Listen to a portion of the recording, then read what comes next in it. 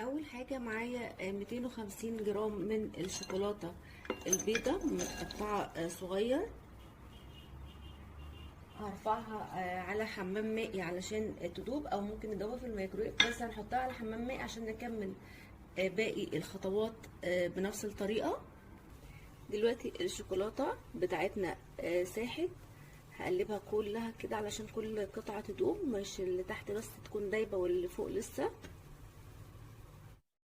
دلوقتي الشوكولاته ساحت وهي لسه على حمام البخار. هننزل بمعلقه كبيره من الزبده و3 معالق من الكريمه اللباني. لو مش موجود كريمه لباني ممكن حليب، مفيش مشكله. هقلب كويس.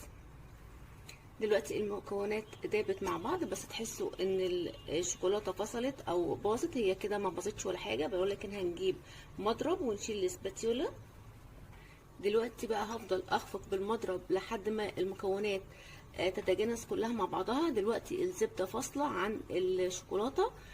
مع الخفق المستمر بالشكل ده كده كل المكونات هتتجانس مع بعضها.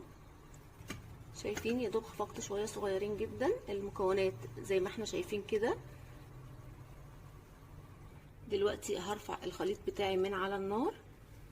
دلوقتي رفعتها من على النار. هحط بقى الطعم اللي انا عايزاه، فانيليا، ممكن نحط فراوله، ممكن نحط ليمون، اي طعم احنا عايزينه هنحطه. هي كويس. صبيت كده في حاجه ليها بوز عشان اعرف اصب الشوكولاته بتاعتي بسهوله. واي قوالب بقى سيليكون عندي، مش شرط سيليكون، ممكن حتى لو ما عنديش قوالب خالص، في اي علبه احط فيها بلاستيك راب واحط فيها الشوكولاته، وابقى لما تبرد اقلبها واقطعها مكعبات. يعني الموضوع سهل جدا، ولكن الطعم هو اللي بجد فظيع. طعم حلو قوي. معلقتين الكريمه مدين الشوكولاته طعم خطير.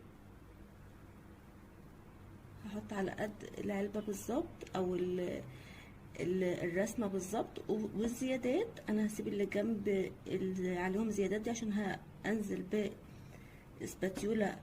الزياده هنزلها هنا.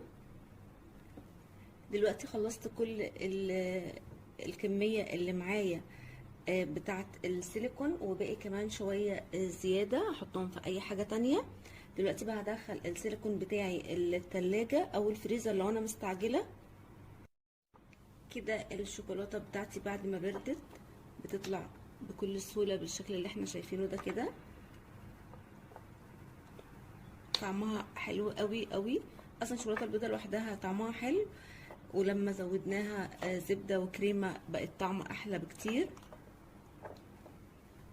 وبكده بقى يبقى جاهز معانا احلى طعم شوكولاته بيضاء ممكن تدوقوه بمكونات بسيطه وسهله. بصوا بقى دايبه جدا، طعمها حلو قوي.